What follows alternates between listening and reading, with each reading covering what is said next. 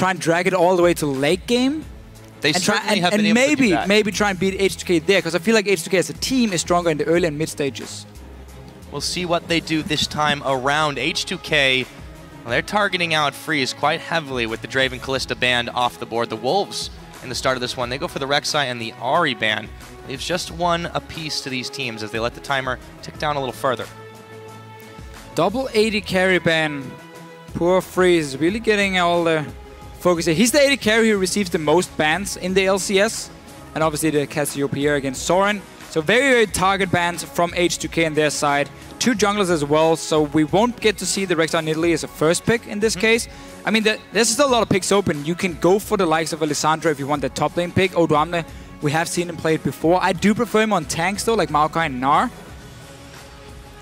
We'll see what they do take, but I mean, this is what every team has been doing against the Wolves, whether or not they've been successful in the actual game itself. But Draven, Kalista, and Cassiopeia, the 3 most banned champions. Casten's up there, but with his changes in 5.4, we're less likely to see that anytime soon. Exactly. So H2k, you know, they're going the way that everyone else has. Yeah, the thing is though, when you do ban like Kalista Draven, it's not like Freeze is running out of champions to play, because he just locks in like a Graves, which is already considered one of the best 80 carries in Europe. So you just kind of remove him from his comfort picks, we can say, and onto a champion we have seen multiple times. But yeah, with the bans here, not like a clear-cut first pick, and that's why we see H2k choose and support.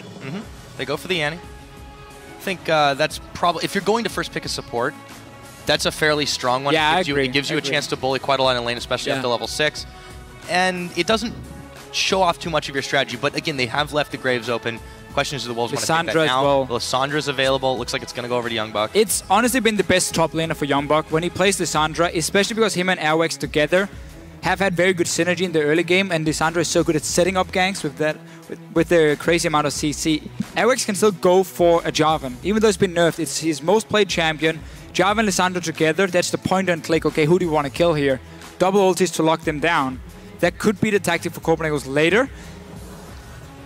I was about to say, he did play this last year. He played Yorick Jungle last year. A little nod to that, perhaps. It didn't work for him, and instead, the Jarvan, as we talked about. So, Copenhagen Wolves, very standard for them. You get the best top laner for your top lane. You get their most, or the best jungler for your jungler. They can be very happy with this start, because they're not really losing anything by Annie being taken away. Unlimited has showed us plenty of games on Leona. We know he can play Thresh, Braum. I mean, there's so many picks for him still. Even Morgana could be an option. So I feel like Copenhagen Wolves, with the first rotation, is looking fine for them. Yeah, snagged a couple of power picks for themselves, but H2k, they've got to have something up their sleeves here, else they wouldn't have gone for that Annie first pick. They are taking their time about this. You can see the communication there, probably the rest of the team talking it out, what they want to go for. Remember, this is a team on a massive win streak. They've got a lot of hype, but they've got this all the time. A big chip on their shoulders too. Yeah, that's very true. But Odoamne will always get a Maokai if he feels like there's a decent matchup for it.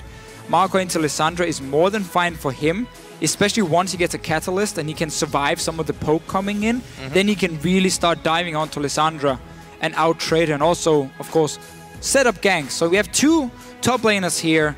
If they get some jungle help, we can get quite some explosive 2-on-2 fights with a lot of CC involved. And obviously Yanan with that Sivir has been banned a few times against him, but really been also the main pick for him, where he's so good at getting a lane advantage, fast push a tower, and then rotate to mid lane or top lane, and keep pushing in with this Sivir here. Yeah, I feel like comfort picks are the name of the game. Really, yeah, for sure. For H2k. And why not? It's worked out so well for them. Odoamne's had a whole ton of successful games on Maokai versus Gambit 3-4-9. Not a terrible score, respectable. On the other hand, the Wolves, they are going to get their hands on Graves for Freeze, so no trouble for them there. And they pick up the Lulu, which is technically that flex pick for the mid or the bot. See in the mid lane. Normally when the Wolves pick it, it goes to Unlimited. And you have this very strong level 1 to 3 lane, Graves, Lulu together, who can also fast push. So even if H2k decides to lane swap, you have a strong 2 versus 0, 2 versus 1 lane to poke and take down a tower and then swap around like SK Gaming likes to do. So I was going to say, it's a mini SK lane. Kinda, yeah, it is, for sure. One Forgiven and Rated has used a lot of times. So H2k and Copenhagen Wolves really getting complete comfort picks all around. Nothing new being locked in. Katarina, I don't expect to see that one. LeBlanc, however, for Rio. Zed is still open, and Soren likes to play Zed. So if that one gets locked in, I'm expecting Zed to come in. Also because Copenhagen Wolve set it up perfectly. In having Lissandra top lane, that's an AP champion already. So you can do Zed and don't risk having this only physical damage lineup. So that's going to be Zed for Soren. Yeah, that should make a lot of sense in that situation. They also, the Lee Sin is taken for Lulex, so H2k looking to make some plays early. We will see. I really wouldn't expect anything different than the Zed, but they do have a few other options.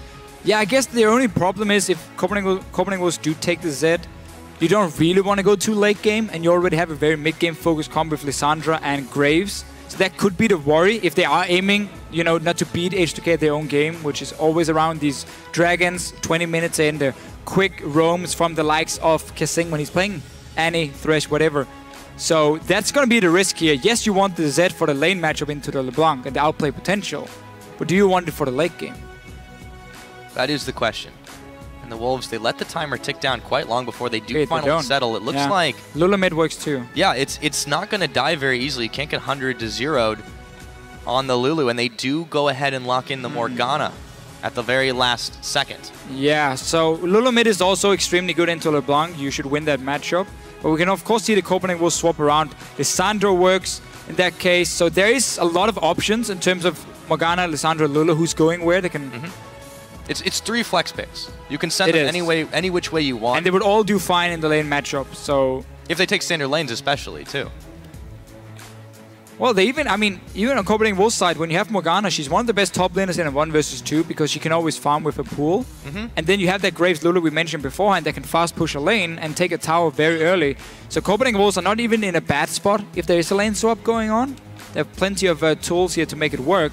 And what's going to happen in this mid lane matchup, now we didn't get to see the Zed, we didn't get to see Lula mid lane either, is Lissandra into LeBlanc. What happens is when LeBlanc tries to distortion in, you just press W and you just snare her instantly. And she's stuck there and you will be able to trade back. She's not able to do the quick trade where she jumps in, hits you in the face once and goes back to distortion and you don't have time to react. No, you can snare her, hit her back with Q and auto attack, and then you should come out ahead in that trade. Yeah, it's the smart move. They're going to try to pull that one off this time around.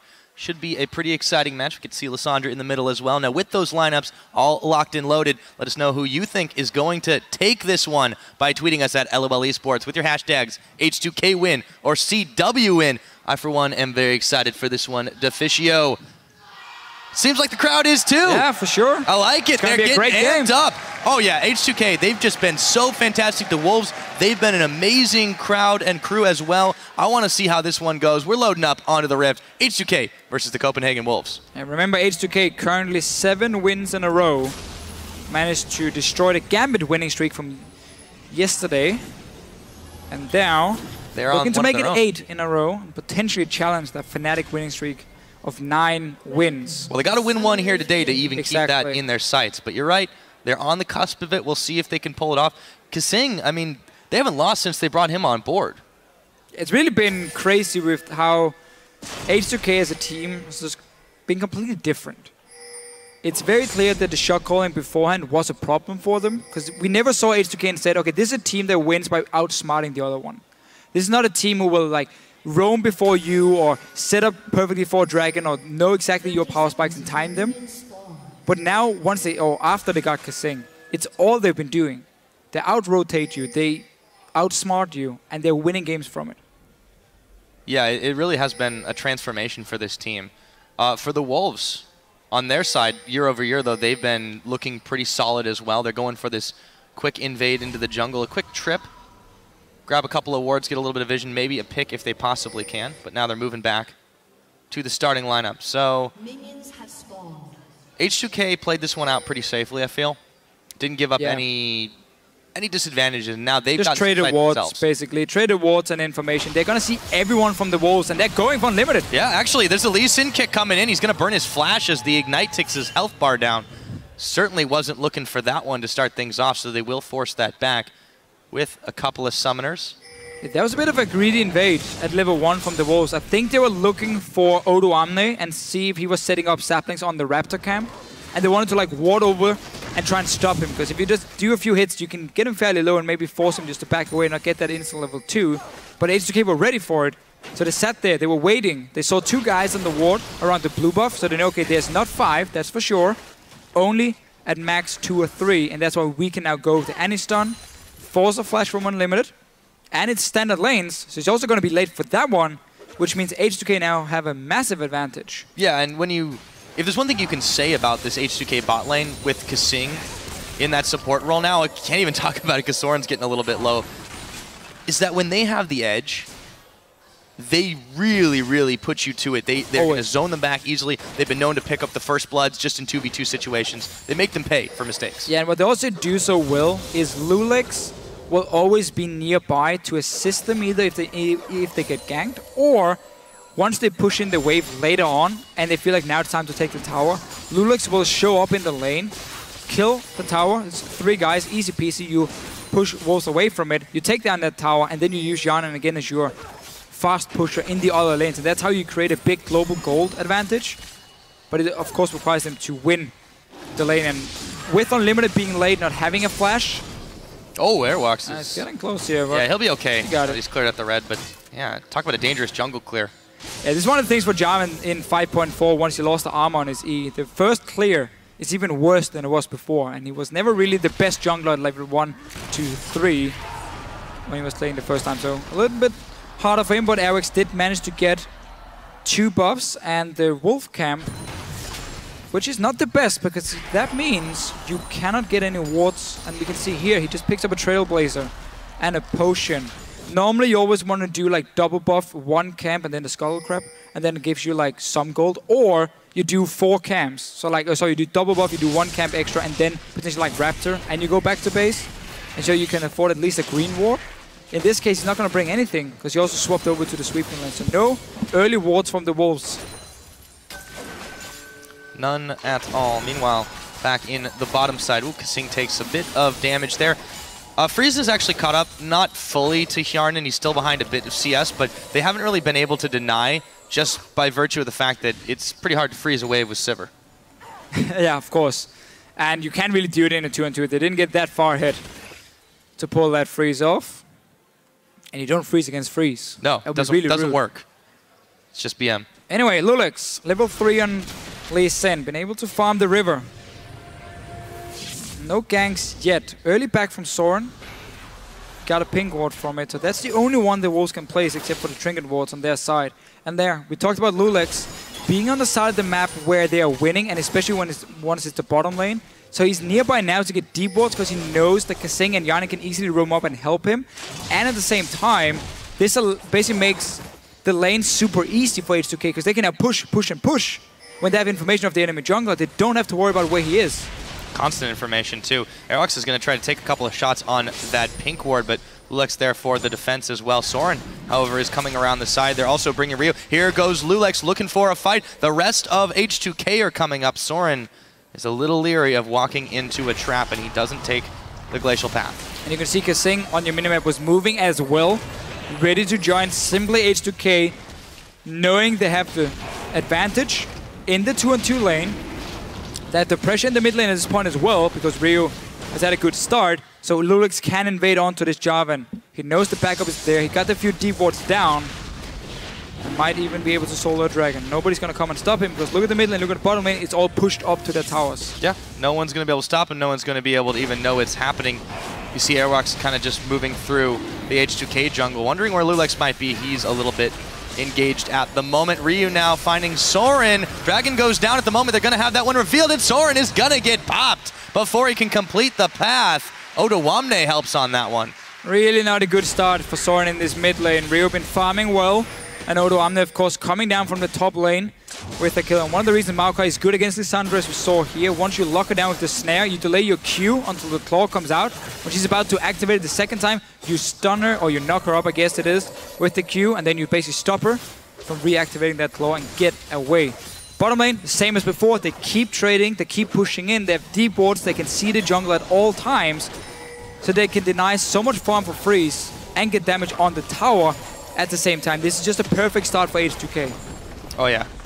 Working out quite well for them. Limited freeze, both a little battered and bruised in this situation. Yarn's a little low on mana, so is Kasing, but he's going to be able to drop a stun there. Freeze looking for the kill, and it's actually unlimited that it goes over to, but not before.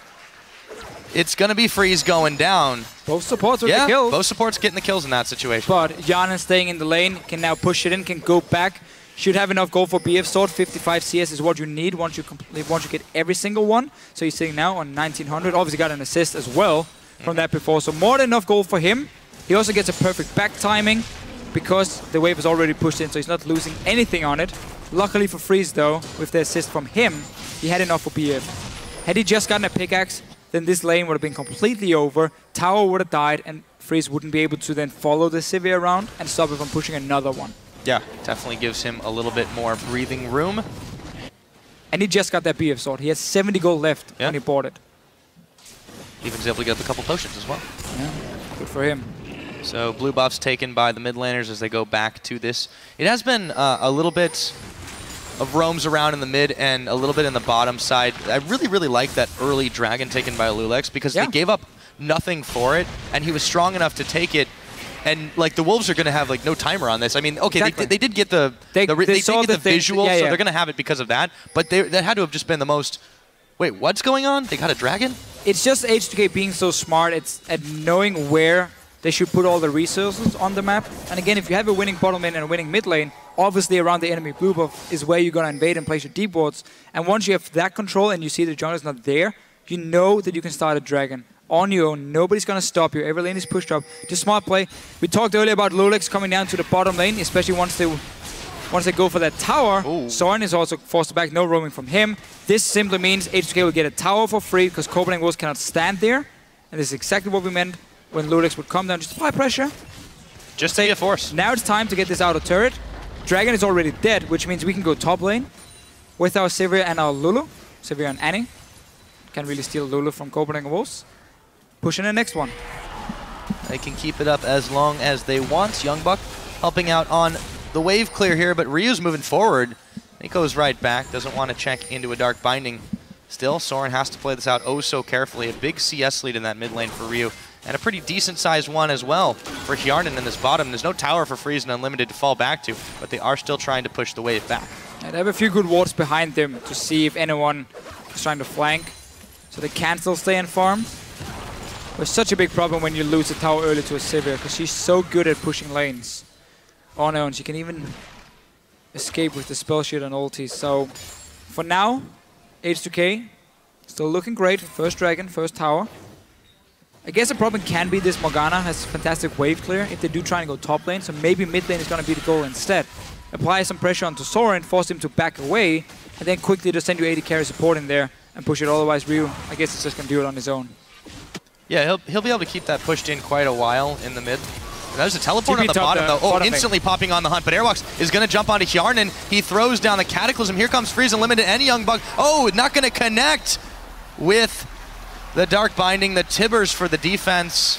Hjarnan chugging the potion, and he's not even going to have to back here, so the Wolves don't get anything out of that. Saved the flash as well. Just saw the teleport, popped his ulti there, escaped. Mid lane is going to go down soon for Ryu. Top lane is now taking a lot of damage because Youngbuck had to teleport to the bottom lane. So the Wolves, they tried to make a play. H2k responded instantly. We just mentioned how Sivir can escape from the likes of from these like teleport gangs. Happened right there. Get a tower up top tower too. Top, gonna get tower mid lane. Clockwork. 3 outer turrets gone. Massive early lead. You're gonna get the second dragon in about a minute's time as well because you have the control there. You should be stronger now at this point.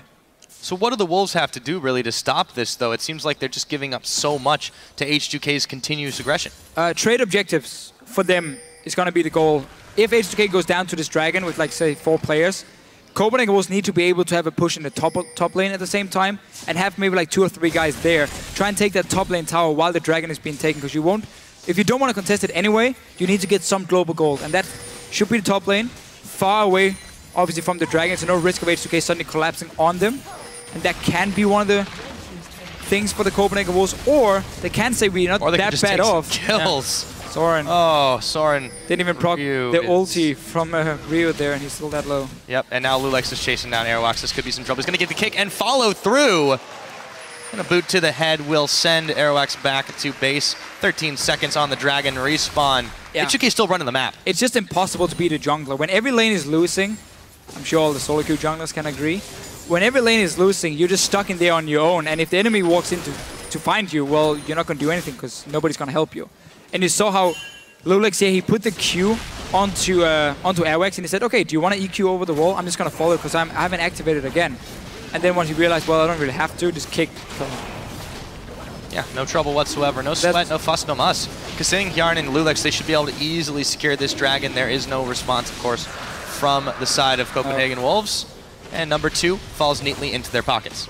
It's going to have to be the next dragon where the Wolves potentially can try and trade a tower for it. This one is still too early in the game, and your jungler has just died. It's so awesome to see H2k play. Everything is just timed. So okay, crisp. There we go. Okay, we know we win these 2 lanes. Lulex, you go into that jungle, you find the enemy jungler. Oh, there he is. Perfect. Go take a dragon. We got full control, winning every lane. And the Wolves they're really not slouches of a team by any means. They normally win the early game. Exactly. H2k they're just that smart. They're thinking on another level. Well, they're playing the game correct, at least, for them.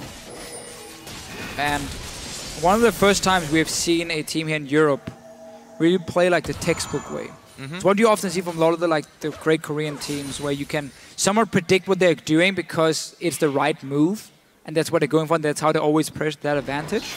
H2k in Europe is doing the same thing here. And they've done it 7 games in a row. They always get that lead, they always get early towers, they always use the AD carry to roam between lanes. Now Jan is in the mid lane, pushing it in. They have dragon control. The Wolves, they need to pull off some crazy pick soon, otherwise they're going to keep losing towers. The problem is, you've started to get into territory where Odoamne can be a pretty big front line. He's got the Righteous Glory completed. There's a lot of vision on the side of H2k, double side stones, of course. And they're just trying to make sure that they know exactly where the Wolves are at any given point. And anyone just rotates around. You see Ryu now making his move to the bottom to just clear out the minion wave. The Wolves just don't have pressure for long enough anywhere. And also, they can't do anything without being spotted. There's another ward thrown down, and they know exactly when the red buff was now taken. Well, yeah. When you take down these outer turrets so early, it just opens up the enemy jungle for you. I mean, that's yours basically now, because it's so easy for you to walk in there. Multiple ways to get in the jungle, multiple ways to get out as well. And you can do the SK Gaming style, where you can now push 3 lanes at once. So when all these minions are standing at the tier 2 turrets of the enemy team, well, you get so much more information because you can see them sit and farm the minions and defend the towers. Meaning you can always count, okay, how many guys are there? Okay, there's 4 defending. I know there's maximum 1 guy at the enemy blue buff, so we can easily walk in and place a ward. And this is just such a massive lead. You can see the damage differential there. The 2 dragons, you know, maybe that, okay, is not always going to be the biggest indicator. 3 towers, they got none on the side of the Wolves, and a 5,000 gold advantage at 15 minutes. H2k is putting that to work, too. Yeah. And you can see how they're moving around the map here. They have the shorter route between the 2 lanes because they've pushed them down to the tier 2 towers. So they can always get first to the enemy tower, get a few hits. Jumbug, though, he wants to fight now. Yeah, Odoamne, the chains, he's actually going to move really quickly away that flash to avoid the edge of the chains. The bottom lane. By it. But yeah, no one's contesting Ryu. He's just going to be able to free push this until Soren's there. And then Ryu anticipates this. Half his health is gone, and he's going to blink back. While the minions still do some work on here, the rest of H2k's arrived. You can really see how Copenhagen Wolves always have to take a longer route between towers and lanes to defend. Oh, the flash to Timbers! He's down now. Oh, so goodbye. H2k will always get 3, 4, 5 hits on your tower before you get around to defend it. And that's how you just slowly but surely take down every single tower. Jumbug, no, he's being jumped. Yep, they do push him back. They should change their target to unlimited. Yeah, Timbers does sacrifice himself for the cause. They grabbed another tower, however, 4-0, and 4-1 is the death score so far, mostly just because these teams have been roving around the map as much as they can, trying not to take straight fights, but H2K's getting the better of them. It's really been the thing about League of Legends here in this season. It's not that much about kills anymore. Because you don't get global gold from a dragon, you get a lot more by taking towers, because that's the way you really snowball your lead. That's how you get an item advantage. And it's also a lot safer, honestly, than just chasing kills over and over. No, because if you can keep moving around like this with proper vision control, there's never really a risk of you getting caught out. We saw Copenhagen was just trying to engage in the mid lane, while H2k were there, just disengaged, kept Ryu in the bottom lane. They had full control. So they're playing it really safe. There's no real room for you to counterplay it once you fall this far behind and you lose control of your jungle and your lanes. And look who they managed to catch, too. It was just Odoamne. He's perfectly happy tanking up the front. Yeah, sure, he flashed just so he wouldn't get taken down. But they weren't even really doing that much damage to him. It was just the CC they were more worried about. Now, H2k, they're going to go back to pushing up the middle sword. He's just going to be so careful. Half of his health is already gone just from a few more shots. Ryu, even though he's only 1-0, he's really started to step up at the damage, close to his death cap completed already. All H2k is doing now is just staying around the mid lane because Dragon is spawning in a minute's time. Once the Dragon has been taken, they're going to just put Odo Amne on the top lane and keep doing this 1-4 split, but they might just get a tower mid lane first. It's already down to 50% because they've hit it so many times and Soren was back in base. Yeah, the Wolves, they can't really fight this one. Now, Airwalks, again, they just keep going in and forward. Here comes Lulix. He's going to get locked up by the Frozen Tomb. Kicks Youngbuck out of the way. The collateral damage. Lulix is still alive. Finally going down to unlimited, but will the Wolves pay for this one? It looks like they might. Soren going down even after the wild growth. Youngbuck, Arcane smashed down. Hjarnan is the one who actually picks him up, and he follows through, flashing over the barrier. Can he pick another kill? Spell shield on, going to get burned away. Go, and Tibbers. They're going under tower. Tibbers tanking it all up. H2k are owning the Wolves base, and it's not 20 minutes yet, Deficio. Nope, it is not. That's going to be an open inhibitor suddenly again. 2 dragons to 0. They're going to get another one for them once they decide to back away. The Copenhagen Wolves have just been pushed back into a corner, and there doesn't seem to be any way out. Yeah, I mean, they're starting to run out of room here. Dragon's going to be up in another 5 seconds. H2k making a beeline for it. And the Wolves, you know, they're trying to feed on the table scraps, but they're not being left anything by H2k. They're running down, so H2k is fairly low for this one. Ryu also just used his ulti on the Dragon. If Wolves can get in time, they might be able to pick a fight. Hjarnan is out of mana. I think this is the one they should take. Yeah, the teleport's coming in. Airwalks is going to lock him up. Odo Amne, Kasing a little bit low. Here comes Youngbuck. He doesn't actually connect on the binding, but they take down Kasing anyways. Odo Amne looks like he's going to be the sacrificial tree. He goes down. And they don't get anything else after the fact, but you've got to make that trade, and now you got to push bot. Yeah, so you gave them the Dragon, fair enough, but you got 2 kills. You're going to get a bottom lane tower. This is your way to at least get some gold, so you don't fall too far behind in items. We can already see how Ryu is sitting on death cap, Morello, everything, while Soren is still waiting to complete Morello Nomicon. Might even try to swap it up for an Hourglass because it's going to be the fight. We go way back, by the way. This mid lane push. Tower down, Ryu. Keep jumping in. Lulix get the first one. And now look how much Copenhagen Wolves have to invest into killing one guy. It's nearly like every ulti being used. Meaning H2k, of course, can just clean up the fight after. Yeah, and that wasn't even one of the carries, too. So really nice cleanup for H2k. Yeah, they gave up 2. I suppose Copenhagen Wolves pretty much had to take that one, even though they weren't going to get much more than a few kills out of it. It was better than nothing. They forced the issue. And, you know, they get a little more gold in their pockets, but it's kind of stemming the blood flow at this point. H2k are just, they're pulling away so far ahead. It's 20 minutes in, 3 dragons to 0, and a massive gold lead. And they're just going to push out mid lane now. Potentially even go and fight for it because they are so far ahead. They're looking for Youngbuck at least. Yep. Hopefully he can stay alive. At least that's what the Wolves are hoping, but not for long. Kasing will pick him up. An inhibitor is bare, and H2k is there. No one is going to be able to push them back off of this one. They don't even need a mini wave to even back them up because the Wolves just weren't in position in time. Ryu already setting up the top lane. That's going to be the next target. It is scary how one small mistake when you play against H2k just get punished instantly. Youngbuck here caught out. He's dead. Unlimited. Walking in to try and stop Odo Amne at level 1, remember. Meant he had to flash away. He was late for the bottom lane. And even though it had a good matchup between like Lulu Graves into Sivir, that never got to work because they fell behind at level 1 with unlimited big blades. Soren is dead. Oh yes, he is. And Airwalks now, he's going to be dead as well. Just like clockwork. H2k take another 2 off the board. This tower's going to be going down. The Wolves, they're still trying to defend, but they're really running out of turrets fast here, Deficio. They got 4 left. They're running out of members. Turrets, so yeah, they're running out of everything, honestly, for the Wolves. Looks like it might be time as well. Here comes Lulix, who's going to go forward with the Sonic Wave. Not going to hit, but they don't need it. Just slowing them down for the smallest of moments as another inhibitor is going to go down. It's 21.5 minutes. We've got 2 inhibs down now. Scary. Really is scary. Now, I mean, H2k has every option in the world. Do you want to go Baron once the super minions start walking into the enemy base? Do you just want to go bottom lane? Because someone has to go, but probably even 2 guys from the Wolves have to go back and defend for 2 waves of super minions at your Nexus tower. I mean, there's so many options. It looks like Baron is being pinged, so yeah. Go for that one, wait for the minions to push in. Airwax has to get in position and try and steal it. Because there's no reason for him to just sit back in base anyway. You're not going to win after. The problem is H2k will have enough wards with double sidestone and a trinket to kind of spot him around and just kill him before. Yeah, it's going to be a really tall order for the Wolves to try to do anything about this. they have to know it's happening because there's just the smallest amount of no pressure has to mean that H2K's taking something on the map. With 3 members, they're able to get it down all the way to half health. Ryu's just zoning out on the other side of the pit, jumps forward, jumps back out, just to make sure that they're not going to get this one taken away and it won't be contested. So H2K pick up a 22.5-minute Baron absolutely for free.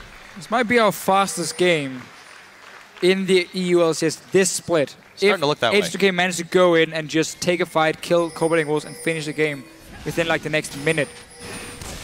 It's been textbook win from H2K. Everything has been correct. Push every single advantage. First dragon, first tower, winning every single lane, and punishing Copenhagen Wolve for whatever mistakes they did make. Yeah, and those mistakes, I mean, they weren't massive. They weren't like huge errors in judgment. They were just little positional errors, everything H2K took advantage of. And the Wolves, their biggest problem this game is they were just too slow to react and too slow to just not get chunked out. H2K on the last inhibitor turret, already down to half health. Here comes Ryu Soren, his health bar. Where did it go? Looks like it's going to be going down the Frozen Tomb. This looks to be the final fight. The Tibbers comes out. Kasing claims another. Young Buck, oh so low. Airwalk's going to follow him to the grave. The minions are all over Copenhagen Wolve's base, and I think that shortest game, it just might be at Deficio. 23.5 minutes in, H2K steamroll over the Copenhagen Wolves. They don't even need to see the Nexus falling. GG, boys. They take it. What an absolutely insane game by H2K. Like, 8 wins in a row now for them as a team. Clearly, the coaching, the players, it's all working for them. And this almost guarantees them being in the playoffs if it wasn't before. Obviously, we're not suddenly going to expect them to lose 4 or 5 games in a row. And I don't want to face this team in playoffs. No, and you know, the Wolves, they got taken out so fast, but it just seemed like they didn't make massive mistakes at all. No critical errors. They just got flat out beat. Yeah, it was more H2K expecting everything the Wolves were doing. They were waiting for Copenhagen Wolves at level 1 to go in and stop Odoamne. They were waiting right there. So once they came in, they stunned him, they killed him. Oh well, they forced the flash, delayed them coming to lane, and that was just the whole snowball starting right there. Just a small snowball, but then you push it over the edge and it just became bigger and bigger and bigger and bigger. 23 minutes in, it hits Copenhagen Wolves in the face, and there's nothing they can do.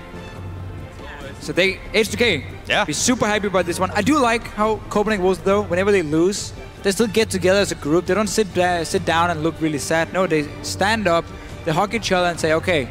Yeah, they do it as a team. It's okay. Let's focus on next game here, because it's a thing that we heard dentists say on the analyst desk.